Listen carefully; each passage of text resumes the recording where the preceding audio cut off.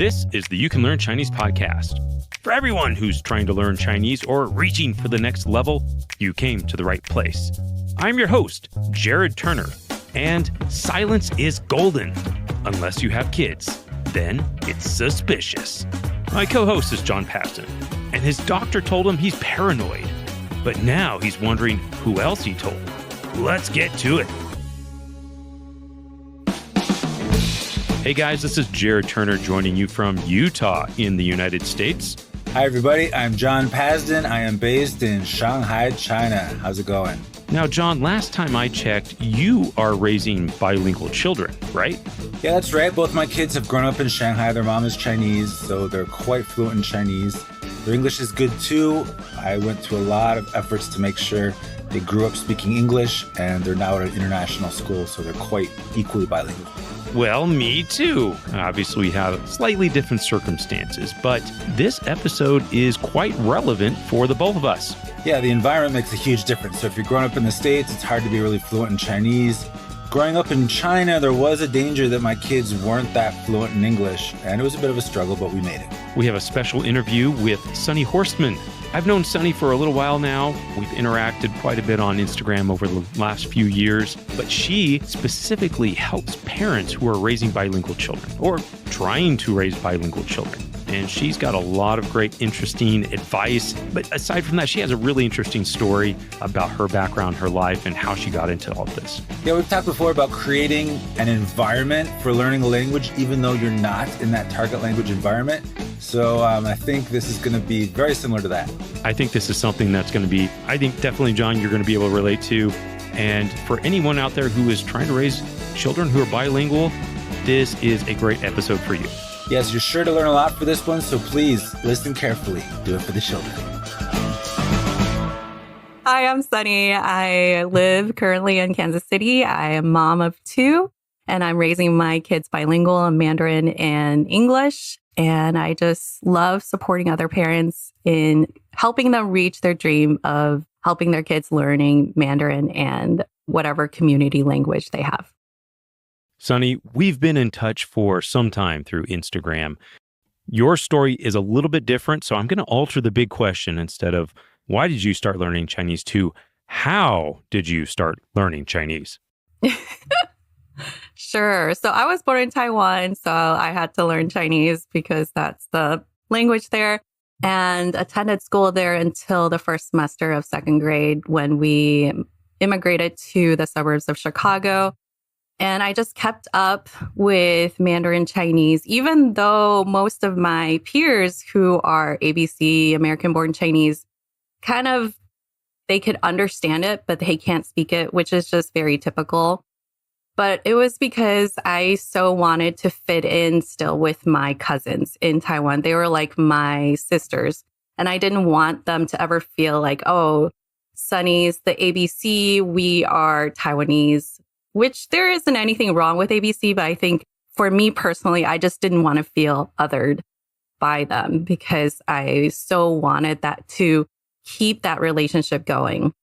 So that's mostly why I'm still able to speak.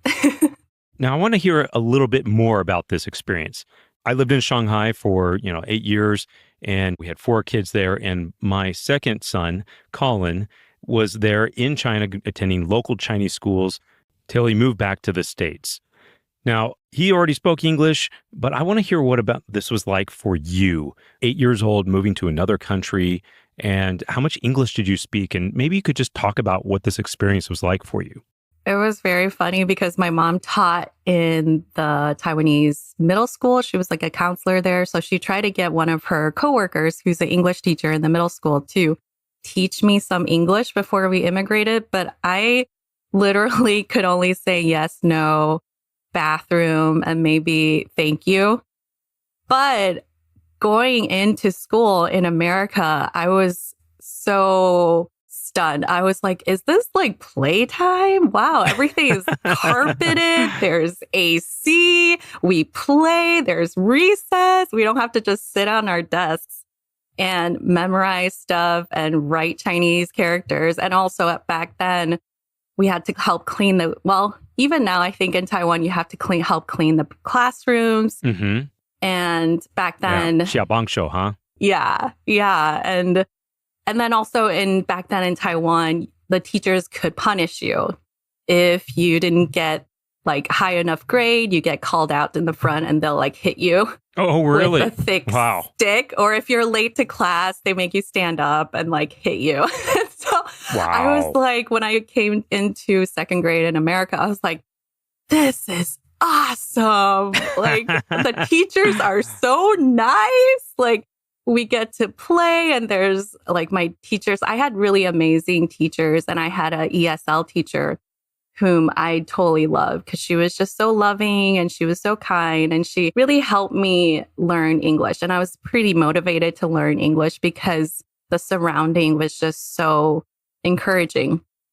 And it was kind of interesting because in my ESL class, I had a Korean classmate, but I could tell they still kept their accent, which there's nothing wrong with an accent, but I feel like I was just so motivated to fit in. Maybe it's just like a personality thing. I just wanted to fit in with my environment. So I tried really hard to sound American, but I just love school. You know, that's really interesting to hear how they had an ESL class for you there. But I imagine, you know, being in the suburbs of Chicago, it's probably a little bit more diverse and so a little more resources there. But you also talked about that concept of like being othered. Maybe you could talk about that and maybe some of the challenges you had along the way. For me personally, I think maybe it was just my personality. I didn't feel a lot of othering. I remember there was this one girl in my class that was sitting across from me. I still remember her name. And she would just kind of pick on me, but I didn't, in my second grade, 8-year-old mind, I didn't really understand why. But I did remember my mom would try to drop off. This is the typical Asian American lunch story. My mom would try to drop off a hot lunch because in Taiwan, they would steam your lunch boxes, your 便当, and then the banzhang would like carry the lunch boxes out and everyone open their hot metal lunch box. And so my mom would drop off like a hot soup with noodles and I opened it and then people were like, ew, what is that? Like, and then I was like, oh, please don't drop off food ever again. Oh, no. Please just like pack me white bread and sandwiches. Yeah. Wow. So I think that was like the main othering. But other than that, I just remember school being so fun and so drastically different from Taiwan that I just enjoyed it so much that I want to fit in and I want to just assimilate right away. Yeah. Well, that's really neat. You know, going back to something we were talking about earlier, my son, he was in a similar situation. He didn't know anything different than in Chinese school. And when he came back to school here in America, he's like, what? I'm never going back. I don't want to go back to Chinese school. Yeah, when you've tasted something different, you're like, whoa, we could play, we could draw, we could play games instead of just writing Chinese characters 100 times. Yeah, American schools are pretty nice. Well, that sounds like overall it was a really positive experience for you. Also recognizing that you were 8 years old at the time. Yeah. But I'd like to know if there were any other things that were maybe challenging or difficult for you to adapt to, perhaps anything even outside of school. I think the main part was being so far away from relatives.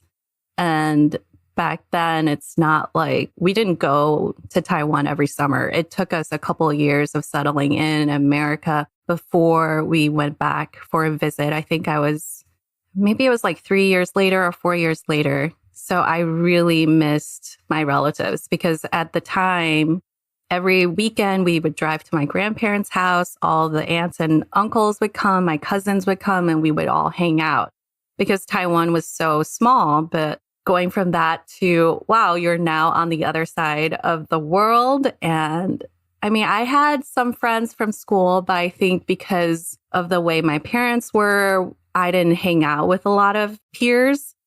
And so I think that was the biggest struggle is just loneliness and not having a lot of, family and relatives nearby. And I think it's kind of interesting because after I got married, we moved to Taiwan for 3 years. And then when we moved back to the States from America, we lived in rural Minnesota, where my husband's from, for 3 years. And it was so strange because by that time I was so used to not being around relatives and family for so long that it was surprising to me that in a small town, most people, they live close to their grandparents, they live close to their aunts, their uncles, and that's their circle of community.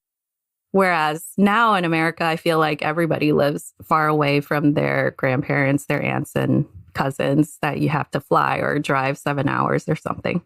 That sounds really interesting. Now, I don't totally want to like date you on this or anything, but like, what decade was this? So how old are you? It was like late 80s, let me think. Or was it 90s? Yeah, somewhere around there. Okay. 80s, Yeah. 90s. Just trying to get an idea. So we're kind of pre-internet era. Communication is a little bit more challenging during these times. Yeah. Wow. So maybe you could share about the first time you finally went back to China to visit family. I want to know, what was that experience like? And specifically like language, like trying to speak in Chinese with your family, with your relatives. Maybe you could talk about that. Yeah. So going back, I'm trying to reach back and to the recesses of my old mind. But I'm not that old, but I felt like I was so determined to not speak any English. My cousins wanted to learn English from me. My aunts wanted me to speak English and help immerse my cousins in English. But I was like, no, I am not going to speak any English. I am not American. I am Taiwanese. So I tried. I don't know how I was able to speak completely Mandarin that whole entire summer because I was there. We would go back for 3 months for the whole entire summer. Oh, wow. Because it was just so expensive and we could stay with my grandparents. There was enough space. So I would watch so much TV, be around my cousins all the time, my grandparents all the time, and I loved it. By this time in Taiwan, there's the MRT, there's subway. So for the most part, be independent and go wherever I wanted in Taipei because it's pretty safe and it's pretty easy to travel around. But that was the biggest thing I remember was my determination to be Taiwanese. And I think that was like the biggest struggle for me for a while is that identity. Am I Taiwanese or am I ABC? Because the ABCs will think I'm a fob. I'm fresh off the boat because I could speak Mandarin and I could read Chinese. But then the ABCs would think I'm a fob or the other way around. And I really wanted to fit in Taiwan. So I would try to pick up the slangs. I would try to sound Taiwanese instead of allowing my Mandarin to start having a slight American accent. But I think it wasn't later until now as a mom, I'm realizing, and it also, especially now, there's a lot more like Asian American representation, a lot more books, a lot more literature, and just more Asian Americans being outspoken about our identity as Asian Americans. Now I'm like, I just have my own culture and my culture is Taiwanese American. And I'm not going to sound completely Taiwanese. I'm not going to sound completely American. I'm just a mix of two. And that's totally okay. I don't have to try to put myself in a box like I was before because I would stress out so much before when I was, I don't know. Also, when you're younger, when you're in your 20s, you just want to fit in. You just want to be accepted. In my early 40s, I'm like, oh, whatever. I'm too tired. Ain't nobody got time for that. Maybe it's just age. But now I'm like, well, I am Taiwanese American. That's a wonderful thing. And it's okay if I don't know all the slangs. Because even when I go back and I talk to my cousins in Taiwan, there's this platform called PPT. I don't know if you've heard of it. PowerPoint? PPT? No. I'm not sure. Or is it PTT? But it's like a website and it looks super just like 80s. It's just people chatting on there. Old school forum blog thing? BBS. They call those BBS in China? China. Is that what you're talking about? Is it called? Yeah, in China, they call it BBS. It's a bulletin board system. Oh, okay. Yeah, it's like PPT or PTT or something. And that's how people are passing on the slangs in Taiwan. And my cousins who are like around my age, they're like, I don't even know what the kids are saying these days. I don't understand. And I'm like, okay, it's not just me. So Yeah. I think, it's trying to keep with all the slang that's going on, even with my kids these days. You can try to, but I know what it means to be famtaxed, but you're right. It's hard to keep up with all that stuff, right? It's just not even easy or even relevant sometimes. Different stages of life, right? Yeah. Coming back to this concept of culture, there's this concept of a third culture kid. And it's, you're growing up in a country that's different from your home country. Mm-hmm. And so you kind of develop this third culture and somehow you just don't fully seem to fit in somewhere. You mentioned earlier, I'm Taiwanese American, right? Mm-hmm. Maybe you could talk about sometimes this struggle that you had in trying to find your own identity and how you've kind of progressed and grown to the point where you are today. Maybe you could share a bit of this experience. Yeah. And I feel like in the past, it was so just little experiences like I shared at lunchtime of, ew, that stinks, But now it's like hearing other people's stories who have had the same experiences. I think especially post-COVID, there was more people being outspoken about their childhood stories and just kind of making light of it and helping you when you see your own life story being told by somebody else and you can relate to it and having that representation, it just helps you feel, I think it just helped me feel like, oh, there's another category and it's not just Taiwanese or ABC. And I have to try to fit in one of these two categories. There is a totally different category. And I think it's also seeing my kids growing up and raising them bilingual, teaching them Mandarin in the context of predominantly monolingual America, having to really process through later on in life, how are they going to see themselves when they go back to Taiwan? Because they are Hapa kids, they're mixed. So a lot of times they go back and they'll be like, oh, 混血, 混血. And then my mom even once said to my daughter, she was like 3 at the time, she's like, you have a new name now. It's 混血. And then my daughter got so mad. For any listeners, that term means mixed blood. Yeah, Yes. mixed blood. And so I was just like, oh my goodness. And knowing I can't just flip out every single time that happens in Taiwan or with my mom, and knowing I really need to talk to my kids about these things, know how to help them process through it, really forced me to process through it. How do you do that? How do you talk to your kids about that? Because my daughter did go through a stage where she's like, I am Taiwanese, I'm not American. And I'm like, well, you are both because of who your dad is, who I am, and where you were born, because she's actually born in Taiwan, because I had both of them in Taiwan. And because I feel like you have to really do it in an age appropriate way. You don't go into some really complex thing with little kids. So I just kind of basically said, you are both, and that is great. And you get to fit in and travel to Taiwan, and you get to be here in America and enjoy this country as well. So I think as she grows older, I'll probably have to go further and more in depth with her. But I feel like a part of the reason why it was hard for me to process through things is because my parents were immigrants and this is something so unfamiliar to them and they didn't know really how to communicate with me about it. And I feel like that's the struggle of a lot of Asian Americans who have immigrant parents, because having these intimate, deep conversations to help us process through things is not a thing. It's like, here's some fruit. Here, I bought you something, and not so much, hey, how are you doing? Mm-hmm. Are you having struggles in school? Those kind of questions were never addressed. So I think for me, I want to have that space with my kids to ask them, give them that opportunity to tell me and have that kind of relationship so they feel comfortable talking to me and processing with me. That sounds wonderful. And, life, it hopefully is a continually maturing process. And I think sometimes as we get a little older, we may look back at some of the challenges that we faced and sometimes wonder, how do I address that? But it sounds to me that you, now being a parent, are trying to help other people address some of those challenges that you faced.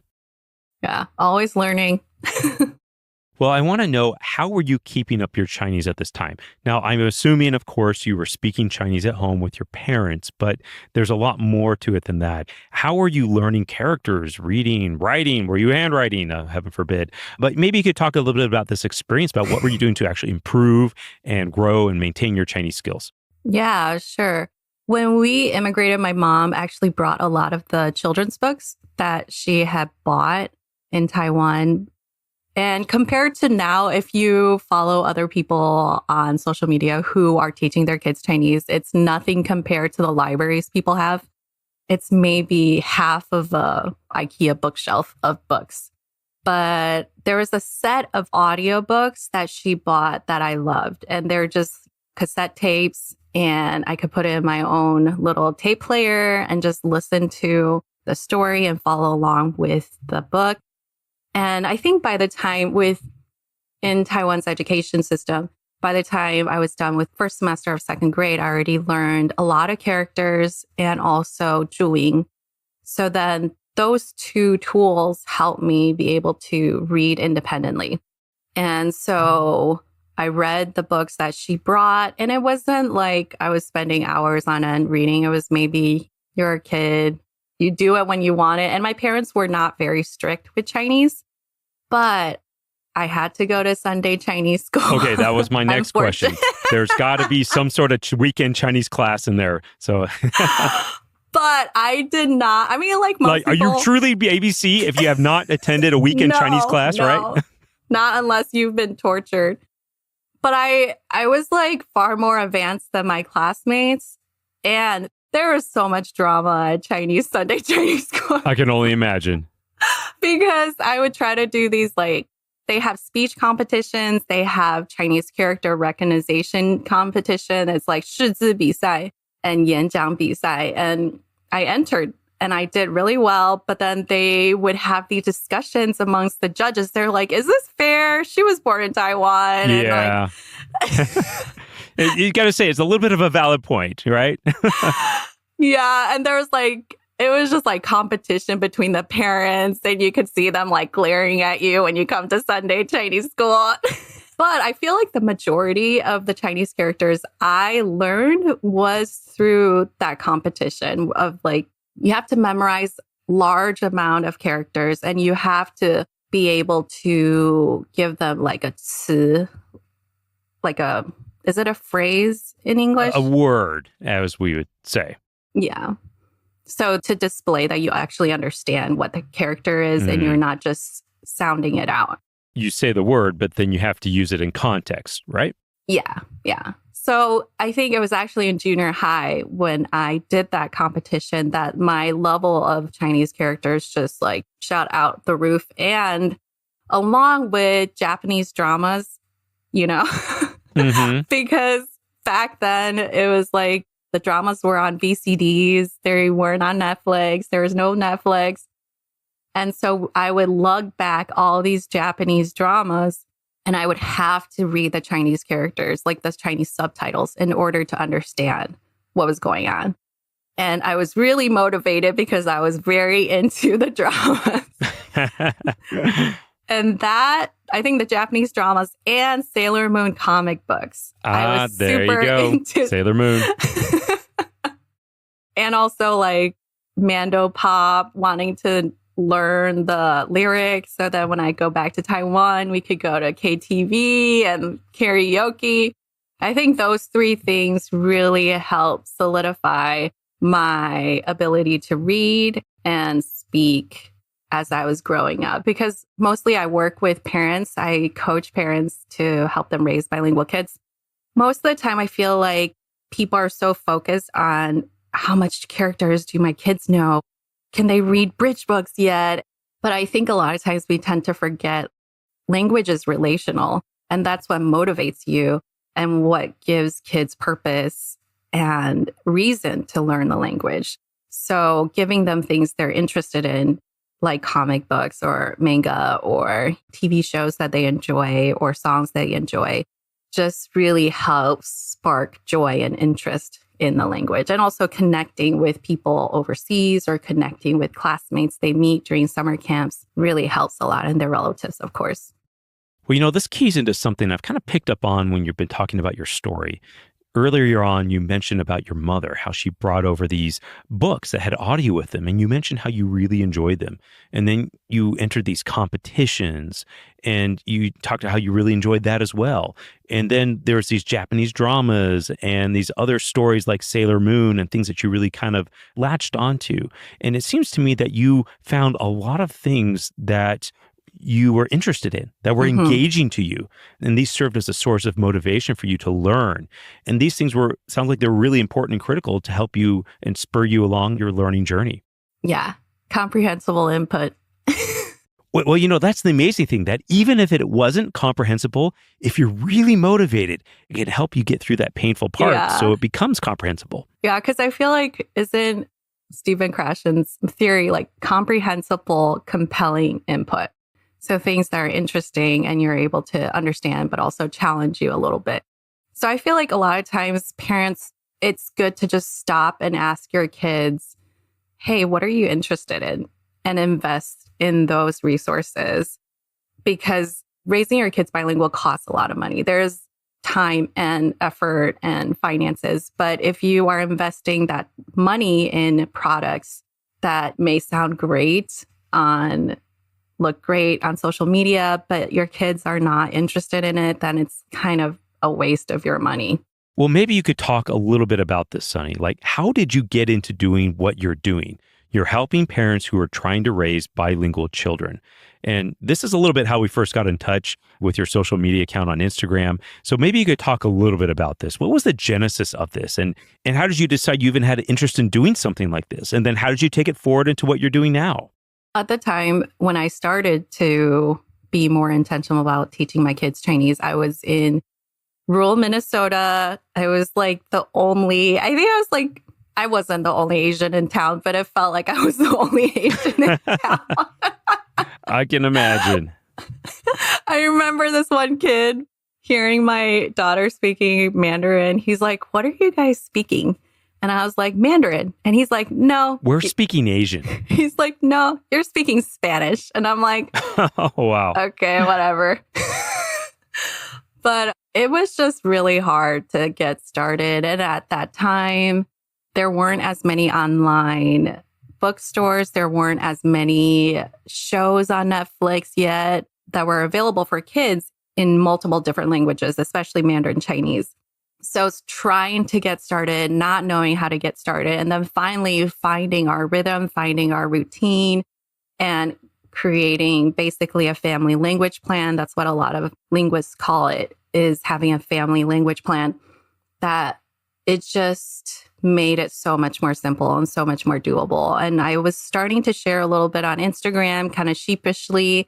And there were like a couple other content creators sharing basically the same thing. But I wanted so much to make it doable and sustainable for parents, because we have so many things on our plates already. And adding bilingualism, adding Mandarin Chinese onto that list of to-dos can just be overwhelming.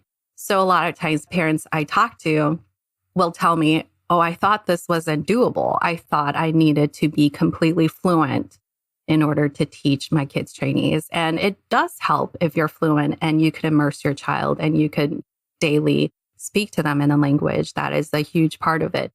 But a lot of times I have an online membership. Fluent parents, like native speaking parents, are in my membership too, because being able to speak the language versus teach your child a language, that's like two different skills.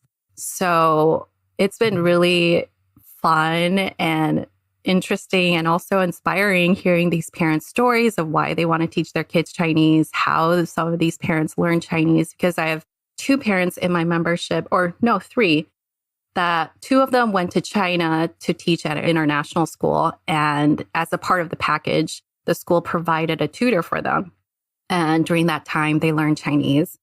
and they were there for like several years. So they were able to speak and read. And then later they came back to America and became parents. They want to pass it on to their kids because they just love the language and love the culture so much. So it's really interesting hearing all these different stories and their dreams and aspirations for their kids to have just this gift of bilingualism that opens so many doors. You know, you could go to China, you could go to Taiwan and be able to speak and communicate with a whole new group of people.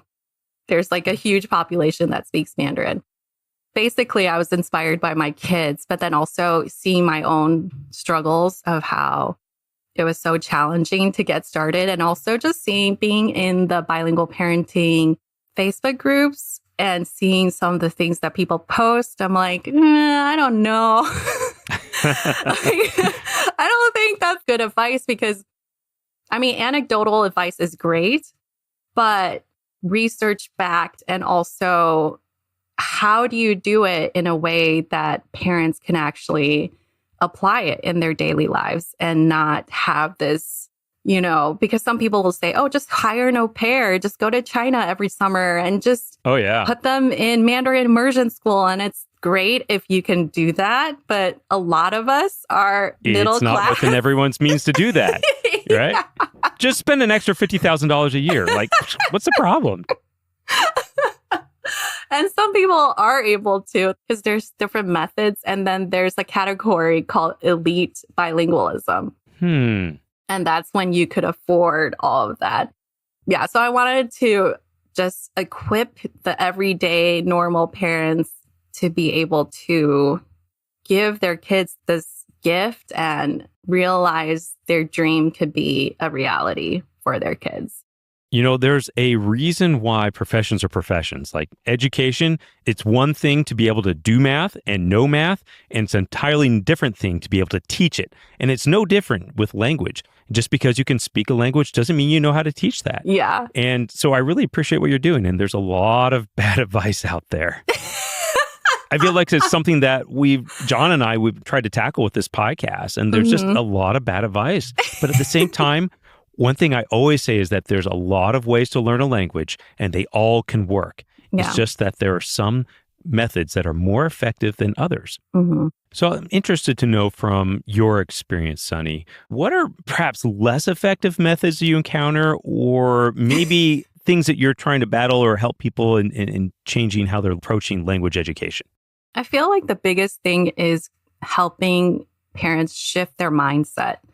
Because a lot of these parents are on social media and social media is just full of, it's a great place, it's a great tool, but then it's also full of, oh, you're not doing this. You should be doing this. This is how you say it. You shouldn't say this. And then it just becomes this overwhelming burden for parents that they just want to give up because it's not realistic. So one of the biggest things I try to address first is mindset. And it's to break down those false beliefs that are limiting them from really making progress. A lot of these limiting beliefs are, my Mandarin is not good enough. We don't have enough resources. I don't have enough time. We don't live in California where there's Mandarin speakers. There's lots of resources. I can't just go to our public library and check out all these Chinese books, or we don't have a lot of money and we can't go to China every year. So those are the main things. And it's so helpful for these parents. Like one of my members, I love how motivated she is because when she first started, she's Taiwanese American, but growing up, she didn't speak a lot of Mandarin at home. But now she has a daughter and she wants to teach her daughter Chinese. So she joined the membership. And in the beginning, when she would start trying to speak Mandarin to her daughter, of course, her daughter, she was like around 2, was like, no Chinese, because she's just already used to her mom speaking English with her. But after her mom started to see in the membership that there's native speaking parents, there's parents who live in California and have access to all of these resources, and they are still struggling. And it's not just because she lives in wherever she lives. And she started seeing all she really needed to do, like language learning is mostly time and consistency. That's the biggest key is can you be consistent in providing the input your child needs and also the input you need if you are needing to up your language game. So she found a tutor and started asking the tutor for phrases that she would need to start immersing her daughter. So breaking up into chunks of, okay, we're going to just focus on meal times in Mandarin. And lo and behold, like within 2 months, she knew all these phrases and was able to do the mealtime completely in Mandarin. And her daughter's picking up all this Mandarin because, her mom's working at it. And now she's moving on to playtime and other areas of their daily life. So I think that's the biggest thing is breaking down these limiting mindsets and then also realizing the most simple ingredient, the key ingredient to language learning is time and consistency, which, a lot of times as parents, we don't have a lot of time. But if you can just do 10 minutes a day and realize you don't have to think, I need to spend an hour in Mandarin and that's how I'm going to grow. But just start where you can and then build from there. I really appreciate that perspective. And something I firmly believe as well is that 15 minutes a day, 10 minutes a day is better than 5 hours in one day. Yeah. I mean, 5 hours a day every day. I mean, that's one thing. But in a month, right? 5 hours one day in a month versus 10 minutes every day throughout the month. That 10 minutes is more effective. It's the consistency. Yeah. And I think that's why weekend Chinese school didn't work because it was just 2 hours of intense, boring Chinese input. Oh, yeah. The rest of the week, you don't do anything. But versus if you just do 10 minutes or 15 minutes a day with your kids, then it's doable and you're not procrastinating it. You're not putting it off because it just sounds horrible. And then it becomes a part of your family rhythm and your family culture. Well, what are some of the biggest challenges that you see that kids have in learning Chinese? I feel like kids are very motivated by their peers. So not seeing other kids speaking Mandarin or seeing other people speaking Mandarin, I think that's a challenge, especially once they get older. A lot of times parents have an easier time with kids before first grade because once they turn 8, kids get more influenced by their peers. And I think that's the biggest challenge is lacking that environment when you go to China, you go to Taiwan, and everything's in Chinese. You see kids speaking in Chinese. So I feel like that is one of the big challenges is not seeing that as applicable or surrounding you. Yeah. So what are some of the biggest tips or perhaps some of the most effective approaches that you find for parents who are trying to help their kids learn Chinese in a non-Chinese speaking environment? I guess also, and you also touched on some of these things, about being consistent and meal times, things like that. Mm-hmm. But what are some real most effective things that you find for families? I think creating an immersion environment at home so they have a space where the language is used and it's purposeful. And now there's so many resources out there compared to even just when we first started like 8 years ago. You could immerse your child with music or audiobooks if you're not into screen time, or do shows in Chinese. Having books displayed in your house that are in Chinese so they will want to pick it up because kids will play with things that are in their surrounding at their eye level. So having that around, I label our toy bins in Chinese, and I have some posters up in Chinese, and just having resources around that they could reach and use that your kids are interested in. And also there are lots of great online play groups in Mandarin Chinese. So if your kids do need that peer motivation, there's so many online classes now geared towards kids that are fun and entertaining that will really help spark and motivate and help kids see like, wow, there's other kids my age and kids who don't look the same as me and not in other kids who are doing the same thing as me. So that's like really motivating, is being in group settings or, going to local play groups where other people are doing the same thing. That's really helpful. In your experience, Sunny, I'm curious to know, because you've worked with a lot of families, kids, and parents in many different situations, what, in your view, in your opinion, are some of the biggest differences in a child versus an adult who is trying to learn Chinese as a second language? I think kids, they naturally want to learn. And when we don't contextualize it as we're going to have a class, but hey, let's read this book and let's learn this song. Kids love to do it with their parents. And I notice sometimes we want to, hey, go read that book on your own or something. But when we do it with our kids, they just love playing with us.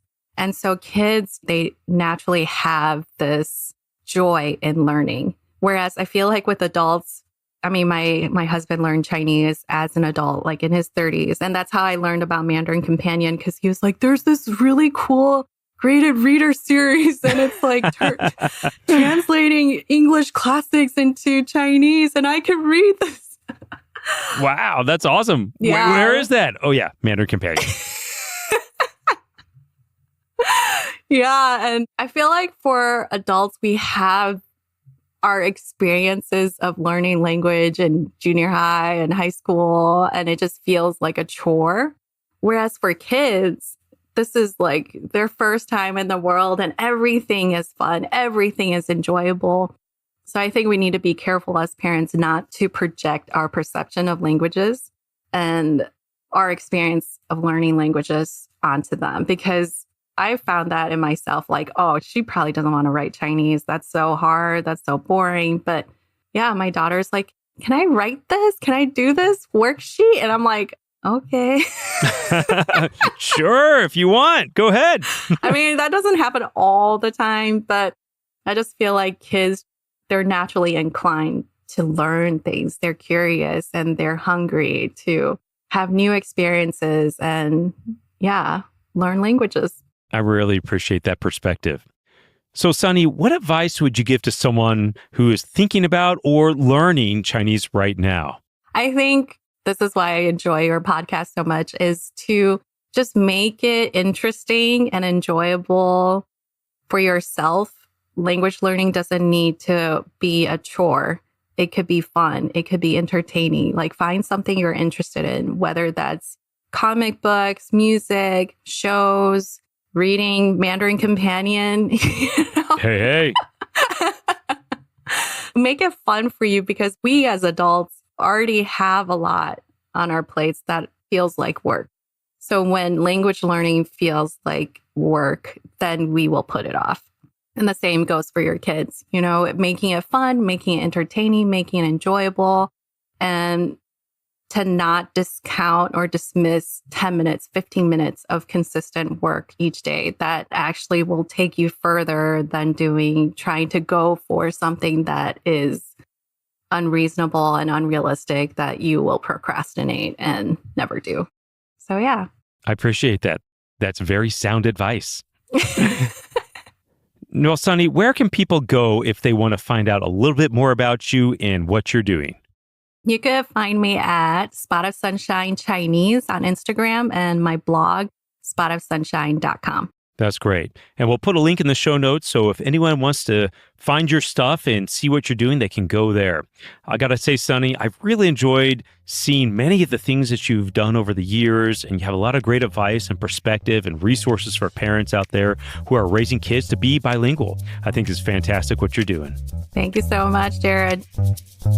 You have been listening to the You Can Learn Chinese podcast. My name is Jared Turner, the co-founder of the Mandarin Companion Graded Reader Series, and my co-host is John Passon, co-founder of Mandarin Companion, founder of All Set Learning, the Chinese Grammar Wiki, and sinosplice.com. If you enjoyed this episode, please subscribe. Take a moment to text or message this episode to a friend or share it on social media. It really helps us to reach more people on their language journey. You can leave us a review on iTunes or reach out to us at mandarincompanion.com or find us on Instagram, Facebook, and Twitter.